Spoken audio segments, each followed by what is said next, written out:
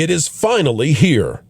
The movie Snow White, Disney's version for 2025, is diving into theaters and causing audiences to dive out the exits.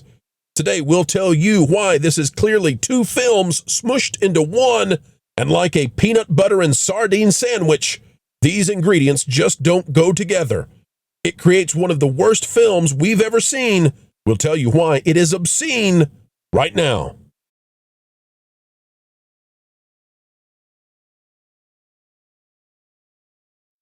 Hello, ladies and gentlemen, and welcome back to Rechel Zegler's favorite YouTube channel. At least that's what we hear. Folks, we are near and dear to the truth, and we are going to continue doing what we do. All we ask is that you click the like button, and we'll get underway from a studio in somewhere sunny USA with a review like you have never seen before, going more in depth than we have ever done with any movie ever.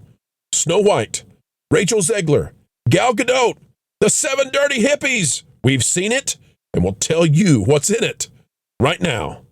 All right, we're going to start off, folks. I'll give you my initial thoughts, and I'm just going to zip it and get real quiet and listen to the panel. We'll have some fun.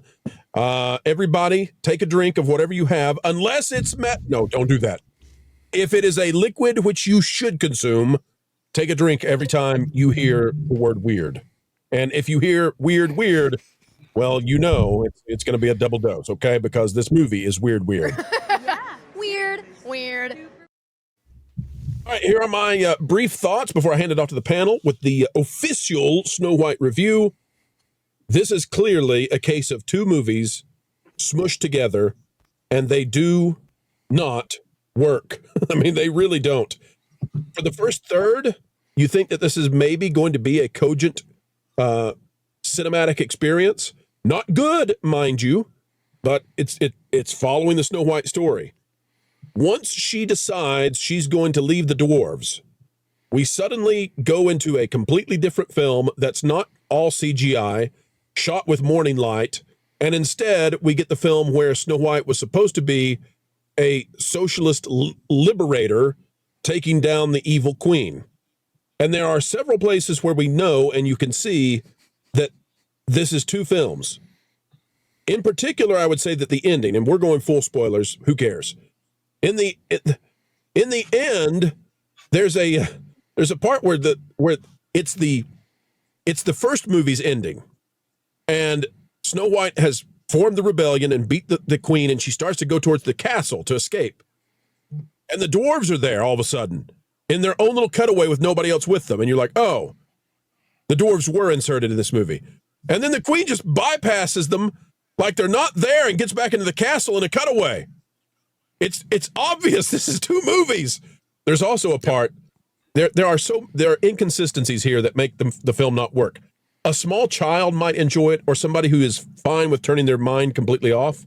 Who knows, maybe other panelists are going to disagree with me, and that's fine.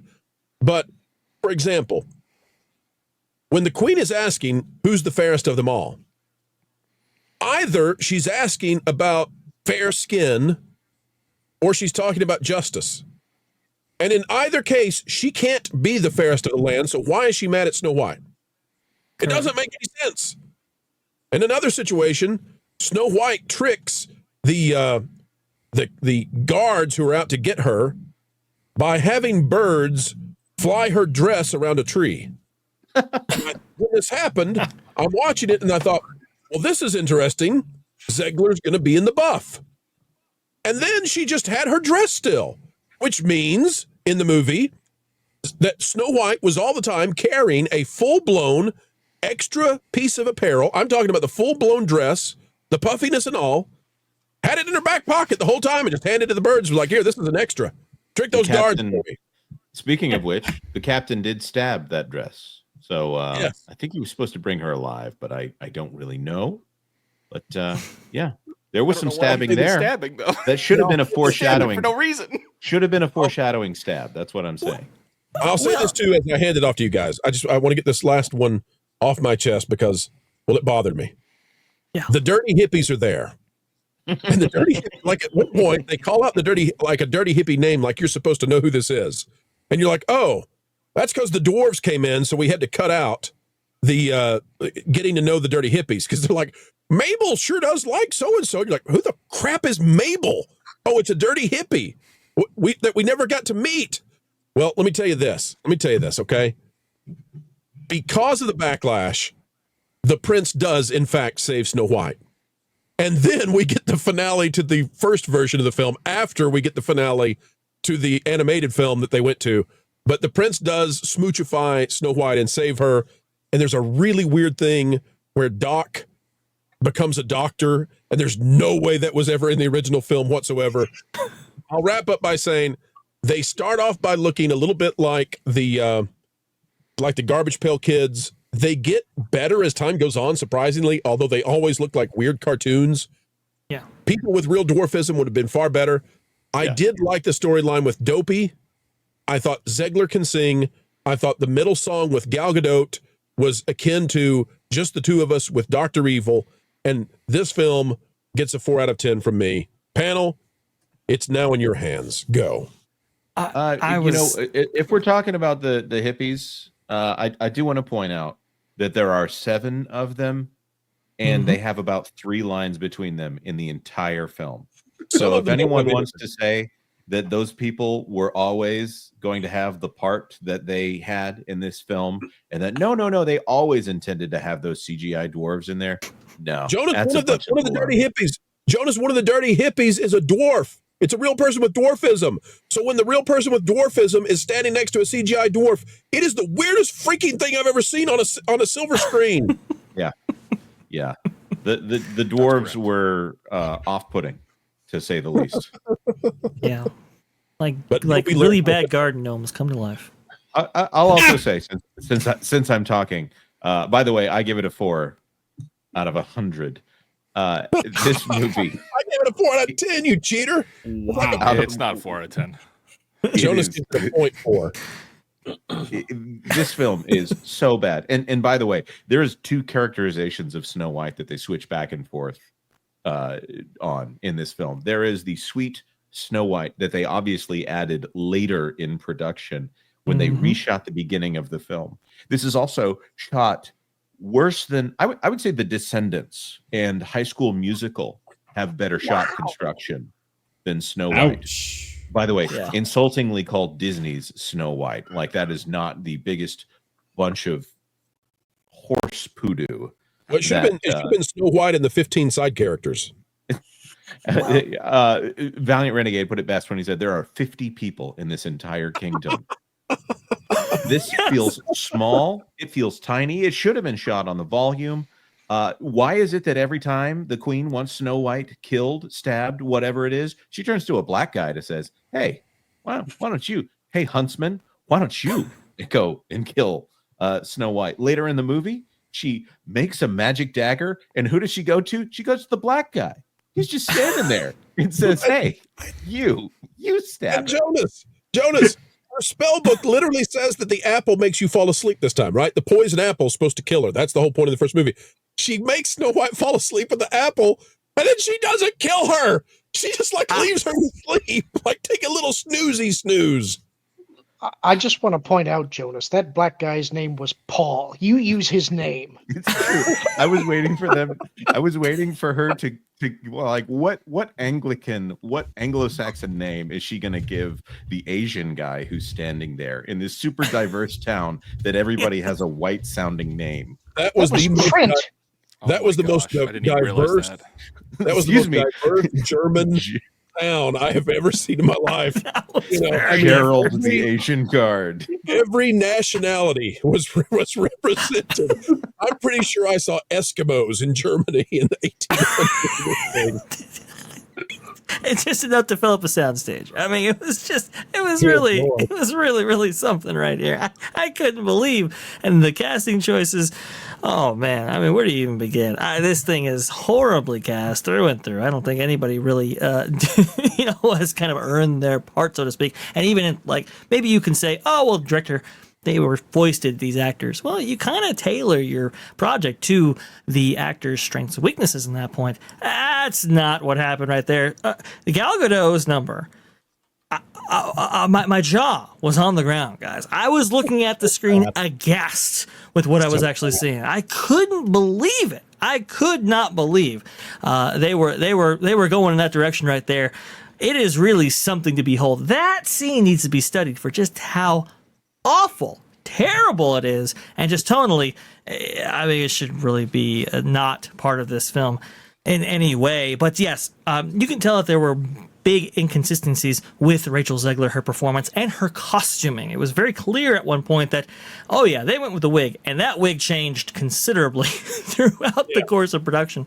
I just very, very inconsistent. You can tell the reshoots really, this film was meddled with to the nth degree, and while it is somewhat coherent, you do have stuff that just doesn't make any sense. By the way, when the huntsman delivers the box back and is supposed to have her heart, it has not a pig's heart like what was depicted in the original Snow White. Oh, no. They went with an apple. And it's like, okay, the Snow White has to be the dumbest person on the planet when you get that box with that heart in it that you don't hear it rolling around. What do you... Well, let me say this. And Vash, I agree totally. People have been waiting 2 years for Lorne to say what he thought about this movie. Please.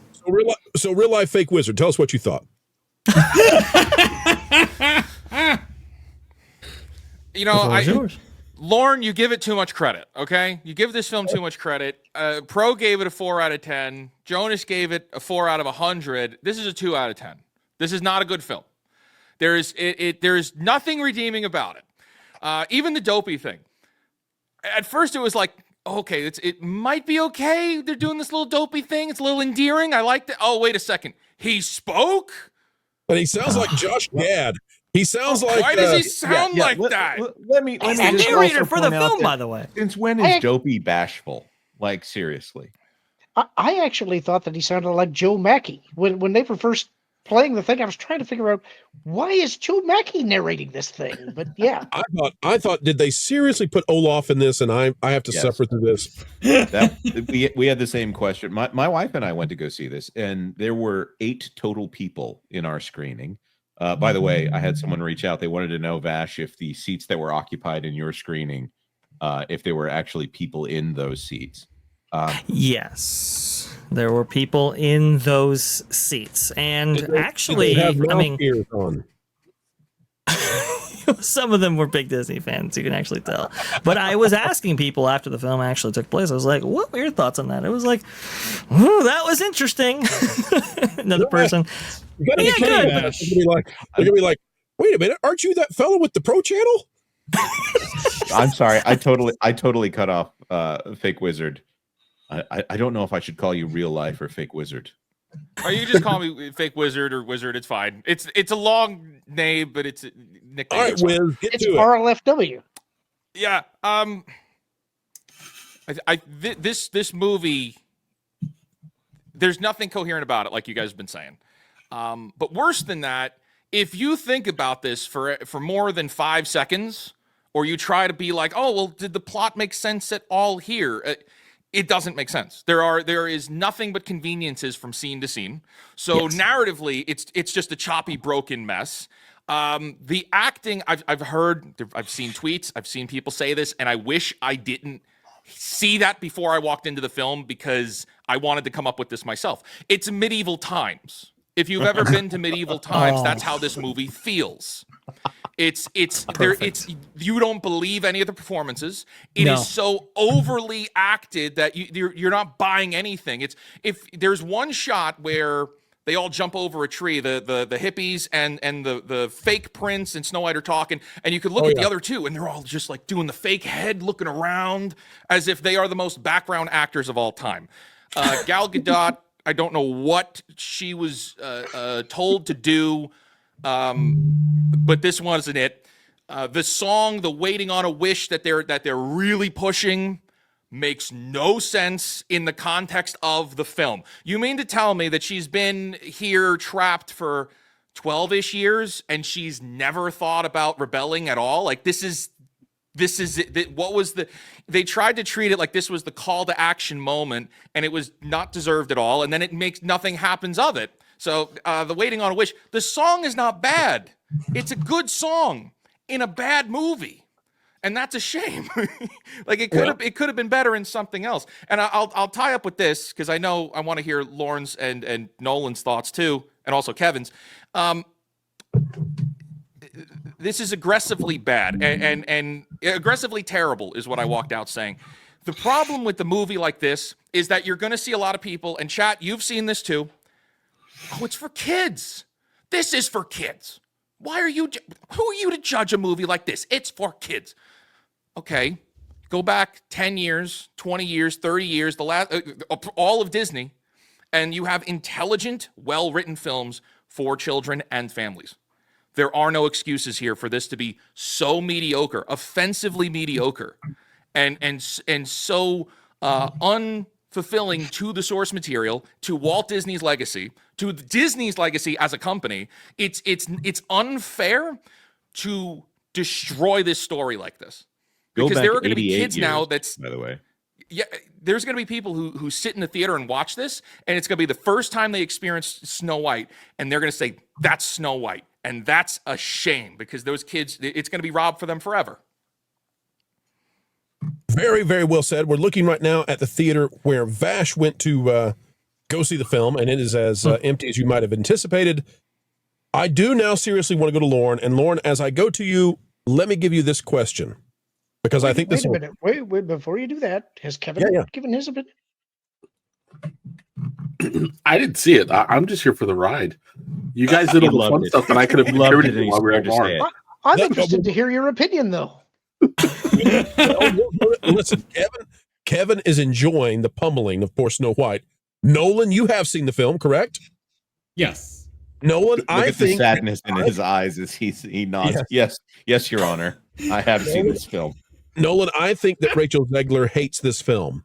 And the reason that I think she hates the film is because she told us when the first script was there that this was not, she didn't need a prince.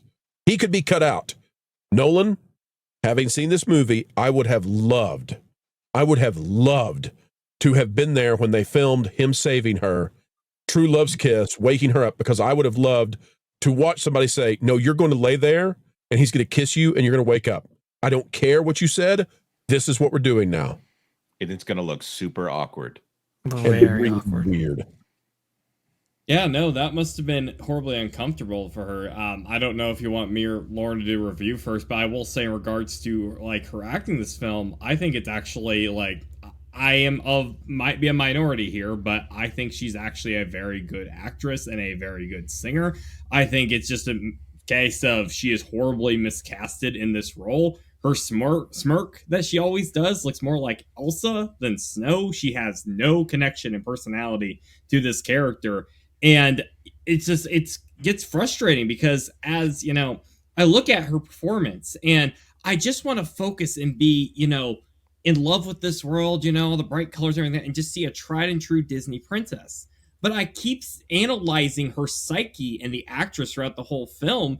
And it gets to the point where it's like, you start looking at it and you're like, yeah, she probably hates every word she says. There's a huge message towards the end of the film, which I think is actually a great saying for this day and age, where she chooses, instead of going for violence, which we've seen unfortunately a lot in our world lately here, and she chooses peace.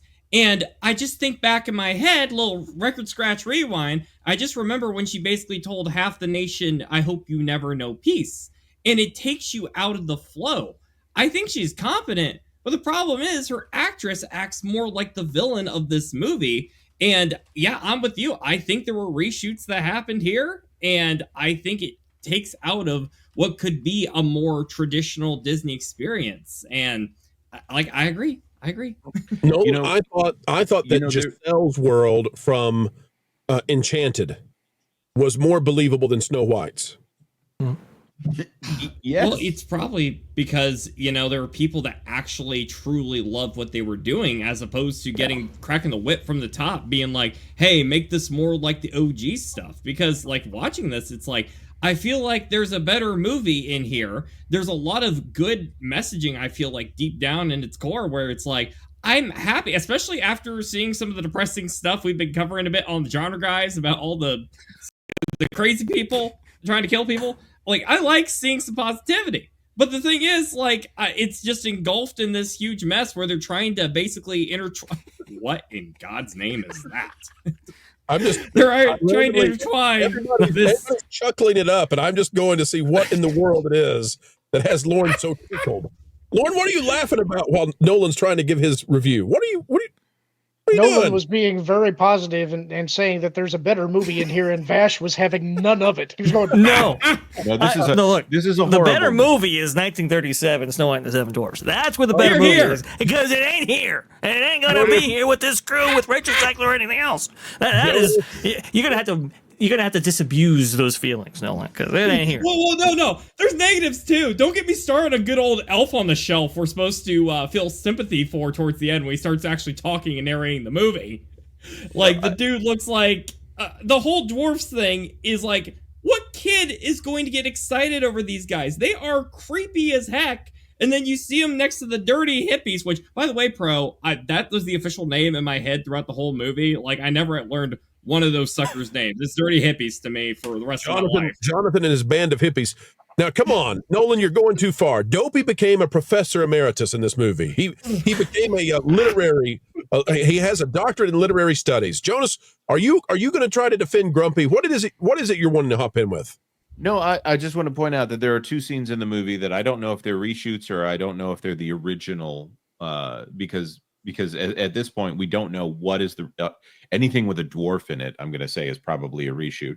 And the scene where the boy sings "Princess Problems," I think that's the original characterization, probably the one that Rechel Zegler signed up for, where she's a bit of a nag, a bit of a pain in the butt.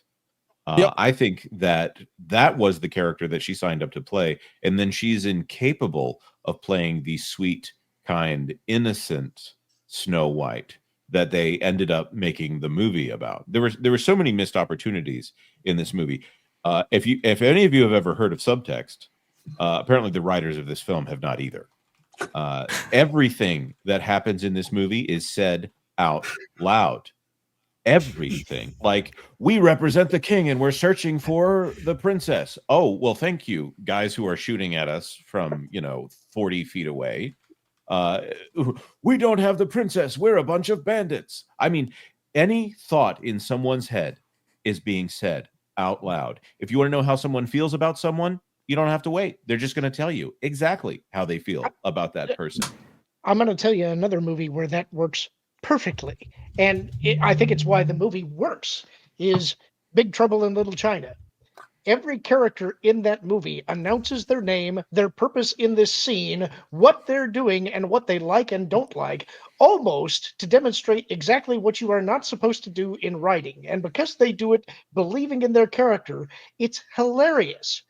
This movie doesn't understand you're not supposed to do that.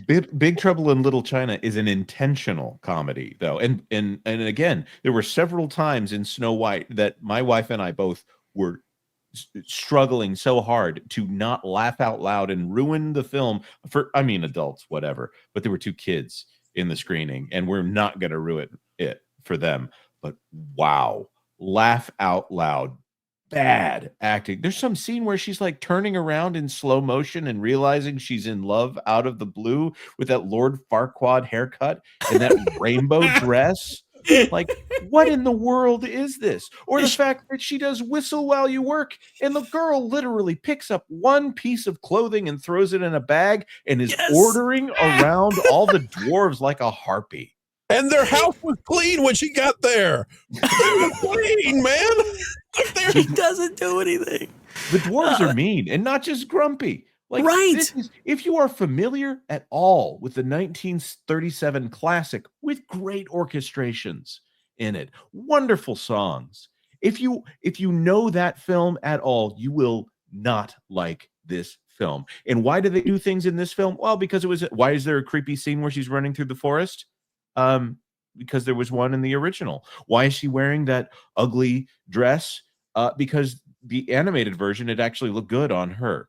This is again, I keep going back to this. This is an insult to the original.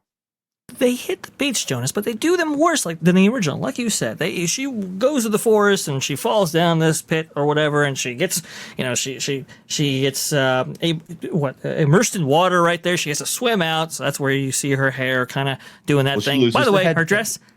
Yeah, loses her headband, and we never see that again, which is iconic to the Snow White imagery, but that's a whole other story. Her dress should be soaking. That's all dried up. That's fine. She's not going to catch a cold or anything. It's fine. But then she's supposed to collapse and break. The deer a piece of soggy bread, which is unusually dry.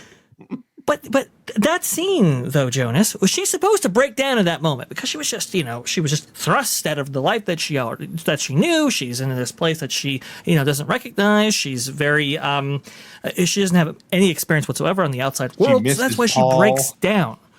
And she's supposed to, you're supposed to feel sympathy for her, and that's why the creatures come out and so forth, and they get her back on her feet and so forth, and she carries on. In this, Rachel doesn't do that. Oh no, that was Snow White of before. Here, she just looks that creature dead in the eyes as if she's going to go ahead and take it on. I mean, it's just that's a character moment right there, and they fouled that one up.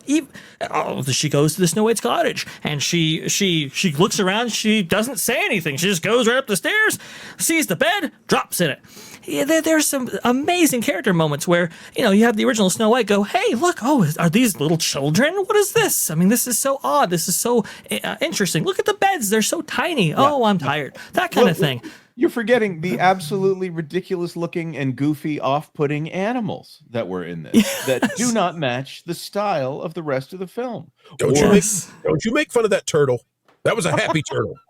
I will say, there was one time that I smiled in this film. Where did the hedgehog come from, Jonas? Why was there a hedgehog? The hedgehog. The movie ends, folks. I know I'm redlining on the mic. I apologize. I don't want to blow anybody's eardrums, but the movie ends with a character you've never seen before. It's a smiling, happy hedgehog who just out of nowhere comes into the screen. Is like, well, guess this is how we're going to end the movie. Let me wave at you. Oh, he was in the house. He was in the dwarves' house. And the hedgehog did start out on the book, by the way. In Germany. There was a random German never mind. Jonas, you know what? Actually, we've got to go to Lauren. But as we go to Lauren, I want to say this. One of the weirdest moments I've ever had in any movie was when these stupid goats came in Thor: Love and Thunder. And I literally looked around the theater and thought, what am I watching? Like, what kind of acid were you on? Folks, these goats in that psychedelic warp speed tunnel with Thor, they look absolutely normal in comparison to every minute of Snow White. And with that, Lauren, you like the movie, I hear. Oh, wait, you were serious? No, we're not serious. Go ahead, Lauren. All right, so you're going to have to give me a long runway here because I have thoughts. Go for it. I'm going to get the first part out of the way because I know this is what people are waiting for. I agree with Jonas. This is a 2. But I think my thoughts are probably going to sound pretty disjointed. The first thing that I want to say is thank you so much to the audience. Going to this movie was like getting punched in the nose immediately because here's what happened. I know what you're going to say. No, you don't. You don't know what I'm going to say. Believe me. So I did not want to go to this theater and walk up to the table and say to the ticket taker, 1 for Snow White, please. I did not want to do that. I had planned to take my son. He would be my excuse. This would be the thing that did not make me look like a creepy person going to this movie. And my son had the perfect out. He had practice tonight for his worship team at the church and was able to beg off so that I had to go. So my parents... What you don't know, Lauren, is that he begged the worship team to do this tonight. My parents volunteered to go and watch this movie with me. But the theater is only 5 minutes away from my workplace. I get off work at 4 o'clock. The movie starts at 4:15. It takes me about 7 minutes to get to my truck. I had to book it to the theater to go and get the ticket. I don't have time to get snacks or anything. So here's what happened. I walk through the door. I walk up. It's an empty parking lot. It's basically me and my folks, and there's a couple other people there. I go to the ticket taker, and he says, "How you doing?" And I said, "I'm about to be much worse." I said, This is funnier than any joke in Snow White, by the way. "You haven't heard it yet." I said, "One for Snow White." You know what he said to me? You poor son of a gun. He said, "Adult or senior?" Oh, Oh, man. That's how this little adventure started. That's so bad. So I was already feeling kind of bad about what had happened, and this So that just sort of- whippersnapper. yeah, this snotty little kid. Anyway, the next thing that happened was my parents were already there. They'd already bought tickets. They had their snacks. My dad asked, "You want to get a snack or something?" And it's like, I don't really have time for this, but yes, I am kind of thirsty. So I decided, yeah, I'll go get a slushie, a small slushie for $8. So this is how this happened. But then we go and we sit down, and we're the only people in the theater. And then a couple of people come in behind us, and they sit down right in front of us. And we're talking for the couple of minutes before the previews start. And then that couple gets up and they walk out. And Dad said, "I wonder where they're going." And I said, "They realized what movie they're sitting in." So, some other folks did actually end up coming back in. Some of them had kids, so they were allowed. But the movie starts, and here's where I think I'm going to go off the rails for you guys, because I know I've been kind of beating up on this thing, but I want to lay some groundwork for you so you understand how I'm approaching this. I wanted, before I saw this movie, to watch the original Snow White, but I didn't have the opportunity. I have not seen the original Snow White since I think I was in grade school. So my it came memories out. you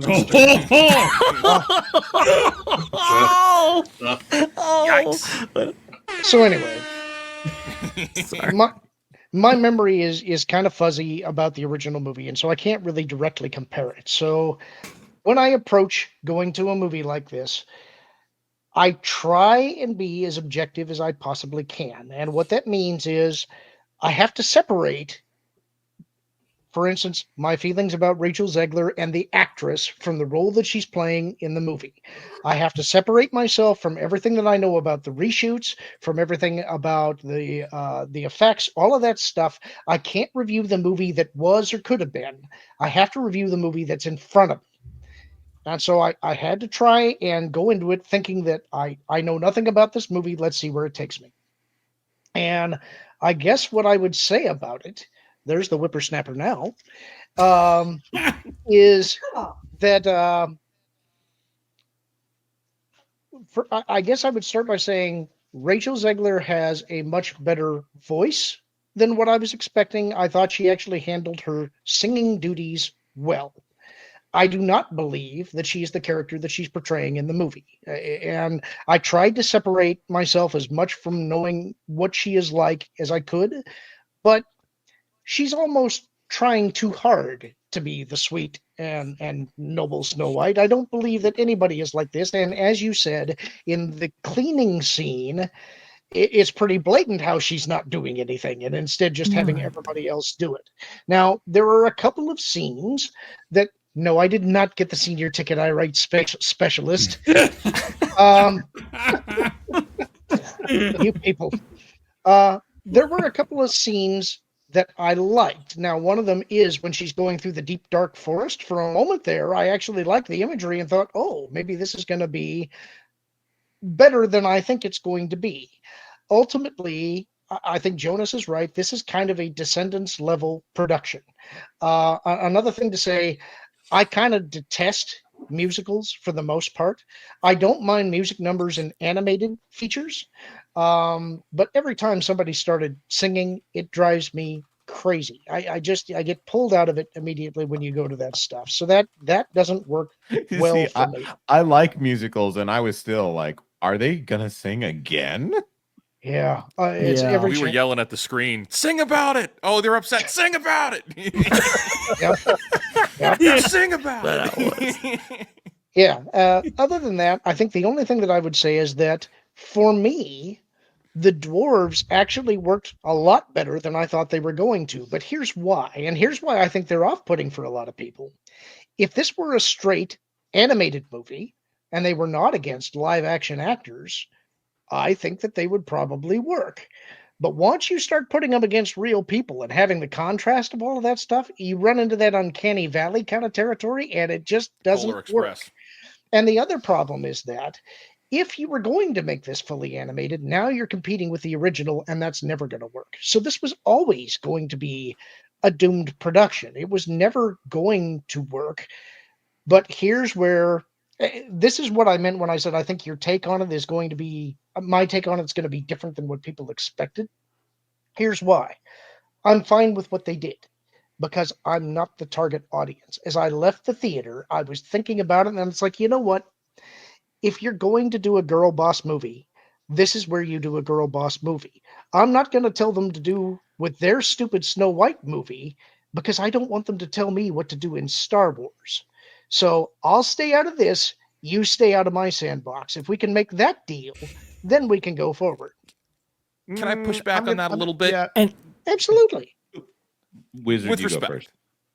I have a question, and this is for the whole panel.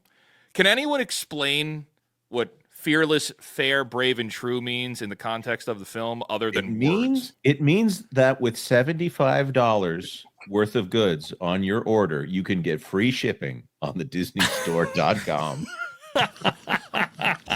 Because Lauren, you know, I agree with that. It's like, all right, well, this is their movie. Okay, but it means nothing. Like it in the context of this movie of itself, like, that even when they want a girl boss away, it's not working because it doesn't make any sense. Yeah.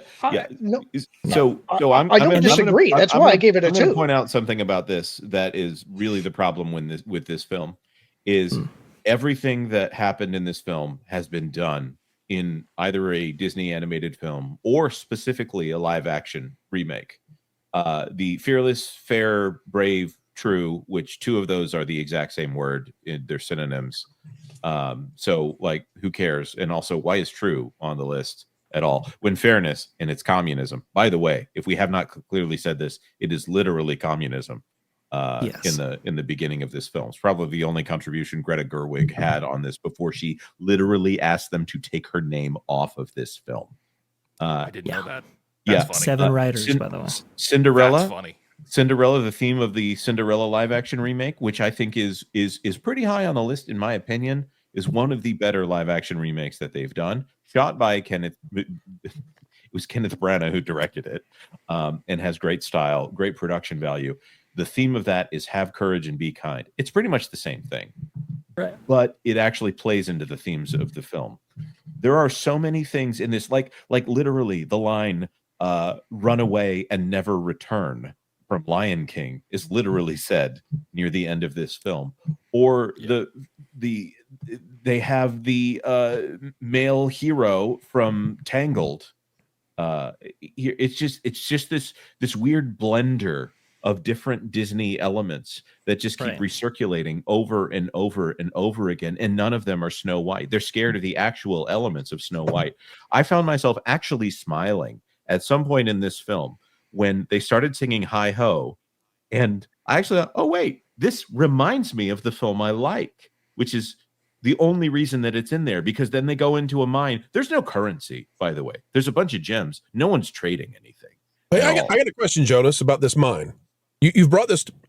Remember, folks, I told you that when I went and saw Love and Thunder, that those goats make Snow White look normal, or excuse me, Snow White makes the goats look normal. Jonas, just as an example of this, since when do the dwarves have magical power where their hands light up and they can suddenly cause an entire mine shaft to illuminate? They never talk about it. These freaking dwarves have a crazy superpower where their hands start glowing and they can do weird, powerful, magical things, and it never comes back again in the entire movie. That's because that's a remnant of them being magical creatures, not dwarves. But at the same time, it doesn't play into the plot. It's Chekhov's superpower that never gets fired. I guarantee you know what does happen? Used to Apparently, be there, they can raise the dead. Just throwing that in there. Wait a minute. There is a superpower because remember how the whole conflict at the end of the movie was resolved.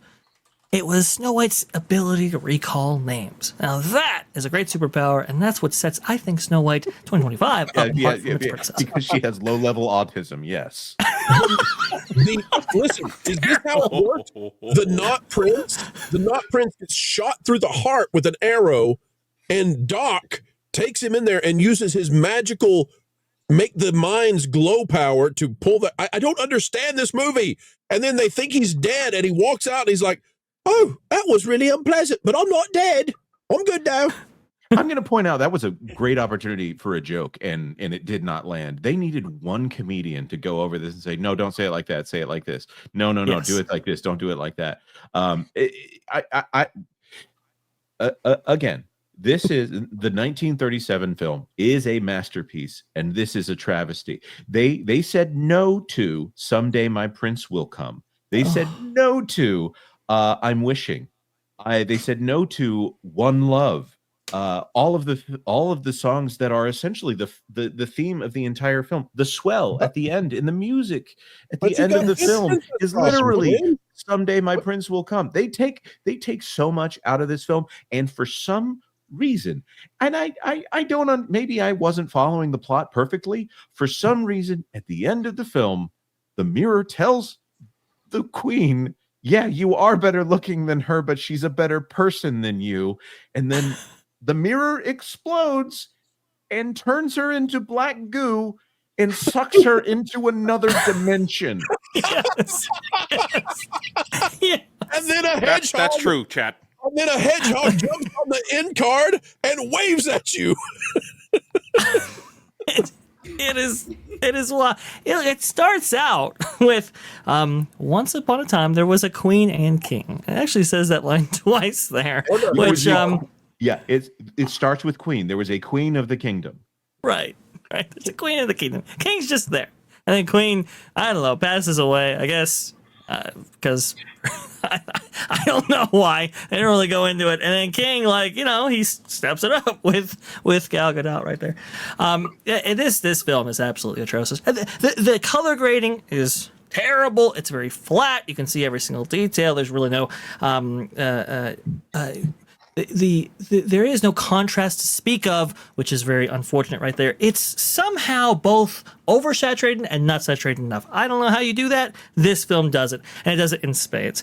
It was very painful to look at, very painful to experience. Amateurly shot, by the way. Some of those camera angles are just straight on. I mean, it's just very, very low effort right there. I really don't know which one was painful, because some of you know that I've been, passing a little stone to the kidney right there. I really don't know which one was painful. Seeing what I was seeing on screen or having to pass a kidney stone, because it was really, really close. And yes, I was actively passing it as I was watching the film, so it was painful. But I think I would have taken that over seeing this film. I got to be honest, this was a rough one. It's terrible. Forgot to mention that for some reason the evil queen can produce anything out of diamonds, including a dagger. I did want to mention a couple of things about that, though. Is that one? I think that Gal was the only one who looked like she was actually having fun making this movie. Yes. And the other thing is, did you notice that in every scene that she appeared, she had more jewels in each scene? It was kind of like the trooper hat in Super Troopers, which I thought was. I actually thought that was kind of a fun gag. The Cracker Jack box jewels. Yeah. I thought it. You know what? Real quick. Culture, here's the recap that Jonas gave us. I'm going to add one step to it so we're fully accurate. Okay. The end of the film is the mirror tells the queen that she's not the prettiest anymore, although she is, but it's because Snow White's nice. Then the mirror explodes. The queen, because the mirror explodes, is turned into a black goo monster who is then sucked into another dimension. Here's the part we forgot, folks. That leads us to a Broadway musical where everybody's dressed in white, but there's no real reason for it. And then a hedgehog jumps on screen and waves goodbye. It's like teaching the Blazing Saddles. But wait, I thought they were promoting the end of the Shrek movie with Lord Farquaad. Leading the new theme park that they were building with Disney's money. It is the Lord Farquaad wedding outfit that she's wearing at that point. Yeah. Culture, please help us make sense of what we just watched. No, because I'm having trouble. I will say this. I spent an hour trying to record a review video, and then I did one, and then I didn't mind so much about the editing. So tomorrow's going to be fun for those of you watching that. I had nothing good to say. So that's why it took me multiple passes to make this video. And then I realized that maybe I should have stuck with the original. So in my description, I'm super mean about this movie. This movie's Vash did a good job there at the end.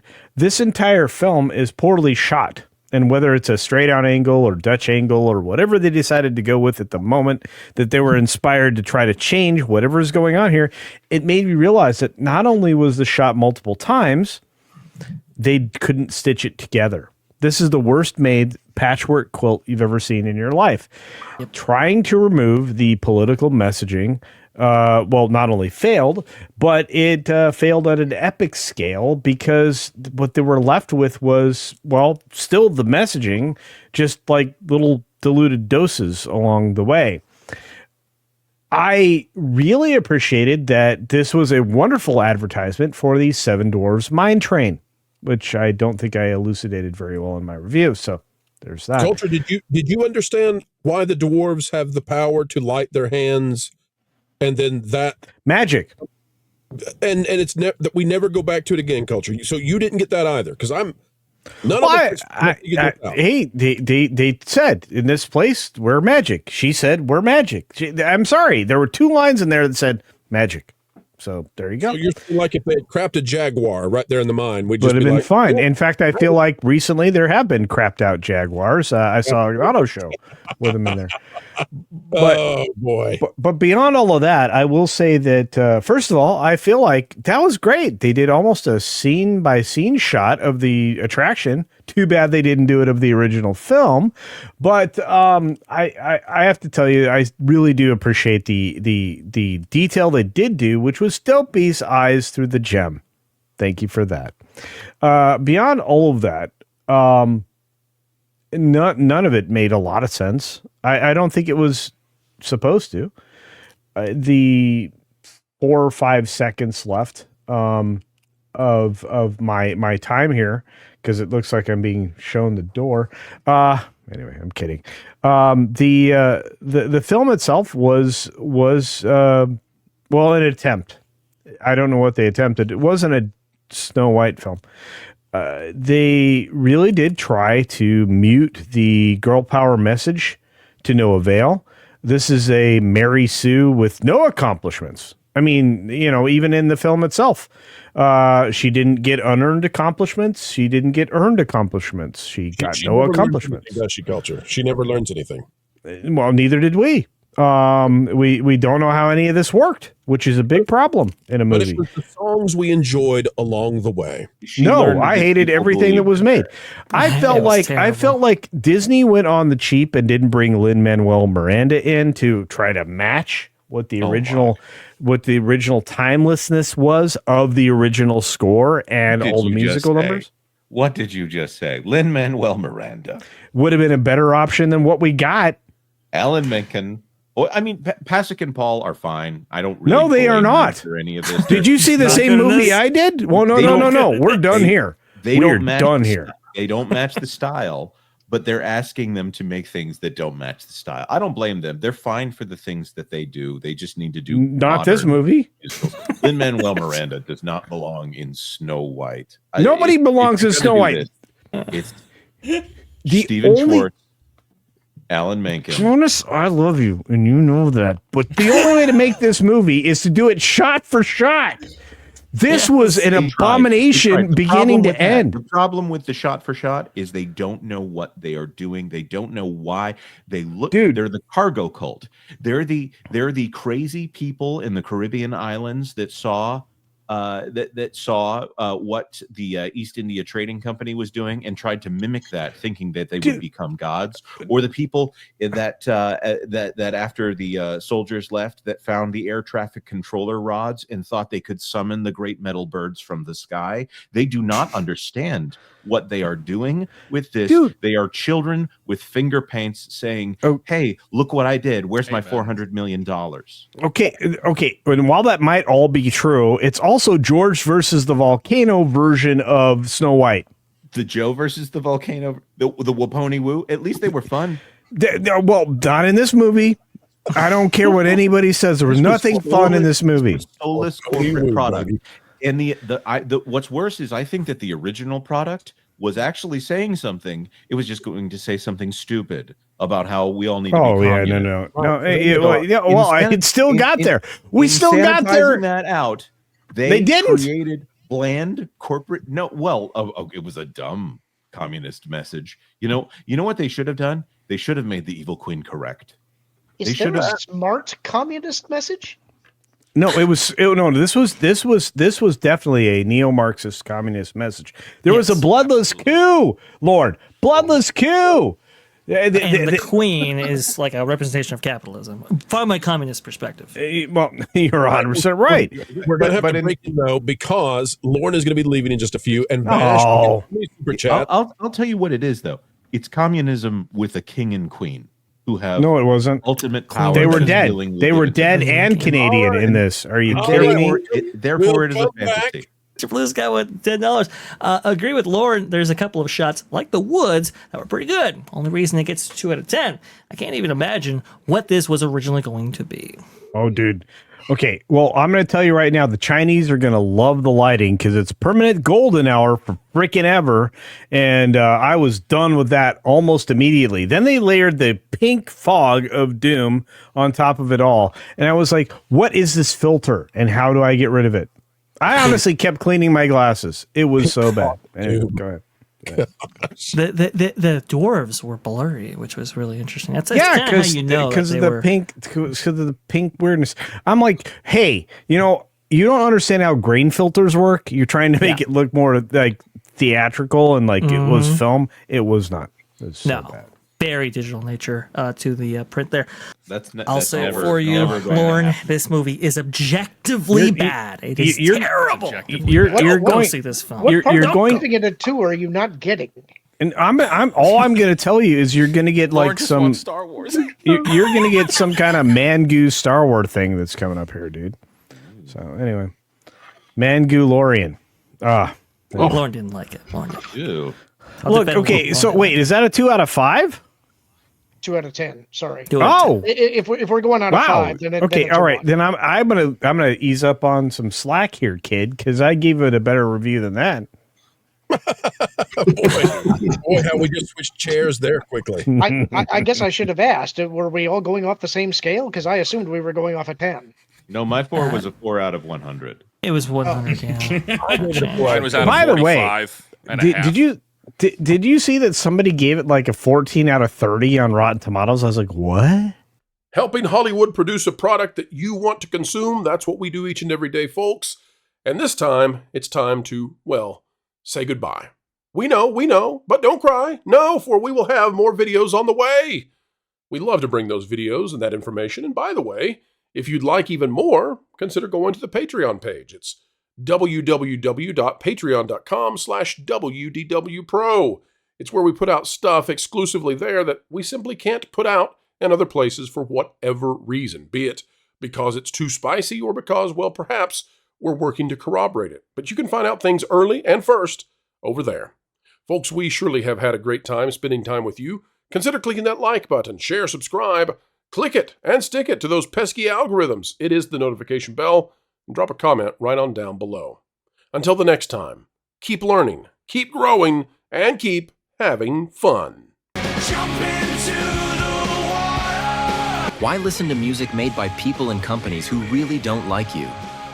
Check out Vacation Radio today and prepare for all new content made by the people behind the WDW Pro Channel. It's the place you need for all the music. That should be fun.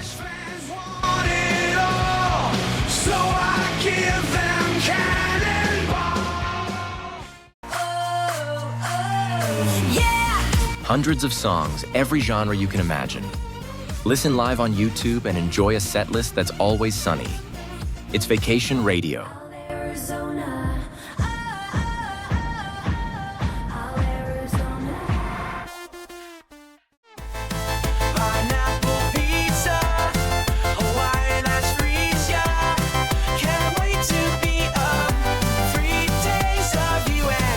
What are you waiting for? Every WDW Pro video has a link to Vacation Radio in the video description.